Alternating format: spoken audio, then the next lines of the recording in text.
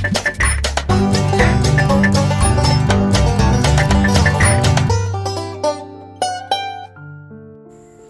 Friends, അസ്സലാമു അലൈക്കും. ഇന്ന് ഞാനൊരു അപ്പത്തിൻ്റെ റെസിപ്പിയാണ്. ബ്രേക്ക്ഫാസ്റ്റ് ആയിട്ടും ഡിന്നറായിട്ടും പിന്നെ ഈവനിങ് സ്നാക്ക് ആയിട്ട് വേണമെന്നുണ്ടെങ്കിൽ നമുക്ക് കഴിക്കാട്ടോ. പച്ചരി ഉപയോഗിച്ചിട്ടാണ് ഇത് ഉണ്ടാക്കുന്നത്. ഈസ്റ്റോ സോഡാപ്പൊടിയോ അല്ലാന്നുണ്ടെങ്കിൽ ഉഴുന്നോ ഒന്നും ചേർക്കാണ്ടാണ് ഇത് പിന്നെ ഉണ്ടാക്കിയിട്ടുള്ളത്. നല്ല സോഫ്റ്റ് ആയിട്ട് ഉള്ളിലൊക്കെ അങ്ങനെ അററ പോലെ വന്നിട്ടുള്ള നല്ലൊരു അടിപൊളിയായിട്ടുള്ള പലഹാരമാണ്. കാണാനും നല്ല ഭംഗിയാണ്, കഴിക്കാനും നല്ല ടേസ്റ്റാണ്. കറിയൊന്നും വേണ്ട, വെറുതെ നമുക്ക് ചായയിൽ കൂട്ടിയിട്ട് കഴിക്കാൻ വേണ്ടിയിട്ട് പറ്റും. ഒരു കറിയുടെ ഒന്നും ആവശ്യമില്ല കേട്ടോ. അപ്പോൾ നമുക്ക് വേഗം തന്നെ അതിൻ്റെ റെസിപ്പി നോക്കിയിട്ട് വരാം. ഞാനിപ്പോൾ ഒരു 2 കപ്പ് പച്ചരിയാണ് എടുത്തിട്ടുള്ളത്. അതിലേക്ക് നമുക്ക് 2 ടീസ്പൂണ് ഉലുവ ചേർത്ത് കൊടുക്കാം.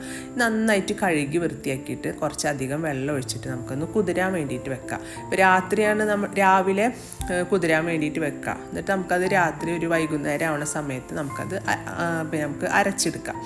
നന്നായിട്ട് അരച്ചെടുക്കണം.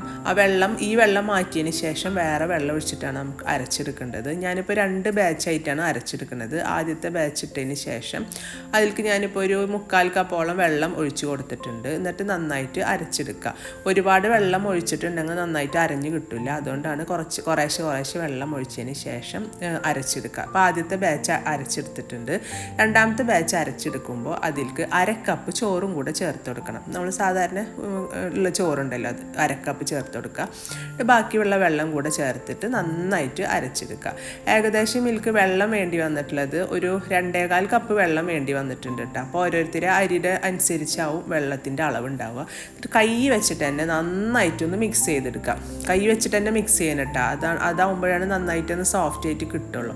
നന്നായി മിക്സ് ചെയ്തെടുത്തിട്ടുണ്ട്. നമുക്ക് അടച്ച് വെക്കാം. ഇതിപ്പോൾ ഞാൻ രാത്രിയാണ് അരച്ചെടുത്തിട്ടുള്ളത്. നമുക്ക് രാവിലെ നോക്കാം. ഇപ്പോൾ രാവിലെ ഇപ്പോൾ നന്നായിട്ട് അത് ഫെർമനൻ്റ് ആയിട്ടുണ്ടാവും. പൊന്തി വന്നിട്ടുണ്ടാവില്ല കേട്ടോ. അത് നന്നായി പതഞ്ഞ് വന്നിട്ടുണ്ടാവും. അത് ഇനി അതിലേക്ക് ആവശ്യത്തിനുള്ള ഉപ്പും പിന്നെ ചെറിയതാക്കിയിട്ട് അരിഞ്ഞിട്ടുള്ള സവോള കുറച്ച് ചേർത്ത് കൊടുക്കുക. കുറച്ച് സവോള മാറ്റി വെക്കാം കേട്ടോ. ഫുൾ അതിലേക്ക് ഇട്ട് കൊടുക്കണ്ട, കുറച്ച് ഇട്ട് കൊടുത്താൽ മതി. പിന്നെ കുറച്ച് ക്യാരറ്റും ചെറുതായിട്ട് അരിഞ്ഞത് അതും കൂടെ ചേർത്ത് കൊടുക്കുക. പിന്നെ മല്ലിയില ചെറുതാക്കി ഇതുപോലെ അരിഞ്ഞത് അതും കൂടെ ചേർത്ത് കൊടുക്കുക. അതുപോലെ പച്ചമുളക് എരിവ് ഇഷ്ടം ഉണ്ടെന്നുണ്ടെങ്കിൽ ചെറുതാക്കി പച്ചമുളക് അരിഞ്ഞിട്ട് അതും ചേർത്ത് കൊടുക്കുക. ഞാനിവിടെ പച്ചമുളക് ചേർത്തിട്ടില്ല കേട്ടോ. നന്നായിട്ട് മിക്സ് ചെയ്ത് കൊടുക്കുക. നന്നായിട്ട് മിക്സ് ചെയ്ത് കൊടുത്തതിന് ശേഷം വേണം നമുക്കിത് ഉണ്ടാക്കിയെടുക്കാൻ വേണ്ടിയിട്ട്. ഉപ്പൊക്കെ ഉണ്ടോ എന്നുള്ളത് നോക്കി നോക്കാം കേട്ടോ.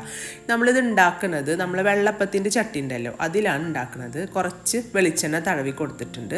അതിന് ശേഷം നമുക്ക് പിന്നെ ഒരു 1.25 തവി മാവ് ഞാൻ ഒഴിച്ച് കൊടുത്തിട്ടുണ്ട് കേട്ടോ. ഒഴിച്ച് കൊടുക്കുമ്പോൾ ഹൈ ഫ്ലെയിമിൽ വെക്കണം. അതിന് ശേഷം ലോ ഫ്ലെയിമിൽ വെച്ചിട്ട് വേണം റെഡിയാക്കാൻ വേണ്ടിയിട്ട്. അതിൻ്റെ മേലെ നമ്മൾ മാറ്റി വെച്ചിട്ടുള്ള കുറച്ച് ഉള്ളിയും പിന്നെ അതുപോലെ ക്യാരറ്റും മല്ലിയിലൊക്കെ ഒന്ന് വെതറി കൊടുക്കുക. അപ്പോൾ അത് കാണാനൊക്കെ നല്ലൊരു ഭംഗിയാണ്. ഇനിയിപ്പോൾ ഇത് ഇങ്ങനെ വെതറി കൊടുത്തിട്ടില്ല എന്നുണ്ടെങ്കിലും കുഴപ്പമൊന്നുമില്ല കേട്ടോ. അതിപ്പോൾ നല്ല ഭംഗിയിലിരിക്കും അത് വെന്ത് കഴിഞ്ഞിട്ടുണ്ടെന്നുണ്ടെങ്കിൽ. കണ്ടില്ല, ഇപ്പോൾ നന്നായിട്ട് പൊന്തിയിട്ടൊക്കെ വന്നിട്ടുണ്ട്. ഉള്ളൊക്കെ വെന്തിട്ടുണ്ടാവും. ഒന്ന് തൊട്ട് നോക്കിയതിന് ശേഷം ഒരു ടൂത്ത് പീക്ക് വെച്ചിട്ടേ ഒന്ന് കുത്തി നോക്കിയാൽ മതി ഉള്ളു വെന്തിട്ടുണ്ടോ എന്നുള്ളത്. അപ്പോൾ കണ്ടില്ല, അപ്പോൾ അതിലൊന്നും പറ്റി പിടിച്ചിട്ടൊന്നുമില്ല. ഇനി നമുക്കത് മാറ്റിയിട്ട് വേറെ പാത്രത്തിലേക്ക് വെച്ച് കൊടുക്കാം. അത് വേവിക്കുമ്പോൾ നിങ്ങൾ പ്രത്യേകം ശ്രദ്ധിക്കണം. അത് മാവ് നമ്മൾ ഒഴിക്കുമ്പോൾ നല്ല ഹൈ ഫ്ലെയിമിൽ വെച്ചിട്ട് ഒഴിക്കുക. പിന്നെ നമ്മൾ ലോ ടു മീഡിയം ഫ്ലെയിമിൽ വെക്കണം. ലോ ഫ്ലെയിമിൽ വെച്ചിട്ട് വേണം വേവിച്ചെടുക്കാൻ വേണ്ടിയിട്ട്. അല്ലാന്നുണ്ടെങ്കിൽ അടി കരിഞ്ഞു പോകട്ടാ. ഞാനിപ്പോൾ രണ്ടാമത്തതും ഒഴിച്ചു കൊടുത്തിട്ടുണ്ട്. ഒരു 1.25 തവി മാവാണ് ഞാൻ ഒഴിച്ചു കൊടുത്തിട്ടുള്ളത്. എന്നിട്ട് ഒന്ന് അടച്ച് വെക്കുക. കുറച്ച് സമയം ഒന്ന് അടച്ച് വെച്ചതിന് ശേഷം വീണ്ടും തുറന്നിട്ടാണ് നമ്മൾ ഈ ഉള്ളിയും അതുപോലെ ക്യാരറ്റും മല്ലിയിലൊക്കെ ചേർത്ത് കൊടുക്കേണ്ടത് കേട്ടോ. ചേർത്ത് കൊടുത്തതിന് ശേഷം അടച്ച് വെച്ചിട്ട് വീണ്ടും വേവിക്കുക. അപ്പോൾ ലോ ഫ്ലെയിമിൽ വെച്ചിട്ട് വേവിക്കണം, അത് മറന്നു പോവരുത്. അങ്ങനെ ചെയ്തില്ല എന്നുണ്ടെങ്കിൽ അടി കരിഞ്ഞു പോകും. ഇപ്പോൾ രണ്ടാമത്തതും റെഡി ആയിട്ടുണ്ട്. നന്നായിട്ട് വെന്തൊക്കെ കിട്ടിയിട്ടുണ്ട്. നമുക്കത് വേറെ പ്ലേറ്റിലേക്ക് മാറ്റി കൊടുക്കാം. ഇതുപോലെ ഫുള്ളായിട്ട് നമുക്ക് റെഡിയാക്കി എടുക്കാം. അങ്ങനെ ഫുള്ളായിട്ട് റെഡിയാക്കി എടുത്തതിന് ശേഷം കാണിച്ചു തരാം കേട്ടോ. കണ്ടില്ല, ഞാനിപ്പോൾ എല്ലാതും റെഡിയാക്കി എടുത്തിട്ടുണ്ട്. നല്ല സോഫ്റ്റാണ്. നല്ല ഉള്ളിലൊക്കെ ഇങ്ങനെ അറ വന്നിട്ട് നല്ല ടേസ്റ്റുമാണ് കഴിക്കാൻ വേണ്ടിയിട്ട്. വേറെ കറിയുടെ ഒന്നും ആവശ്യമില്ല കേട്ടോ. വേണമെന്നുണ്ടെങ്കിൽ നിങ്ങൾക്ക് ചട്നി കൂട്ടിയിട്ട് കഴിക്കാം. കണ്ടില്ല, അടിയൊന്നും കരിഞ്ഞു പോയിട്ടില്ല. അപ്പോൾ നിങ്ങളെല്ലാവരും ഫീഡ്ബാക്ക് അറിയിക്കാൻ മറക്കരുത്. ഇനി പുതിയൊരു റെസിപ്പി ആയിട്ട് വരാം. താങ്ക്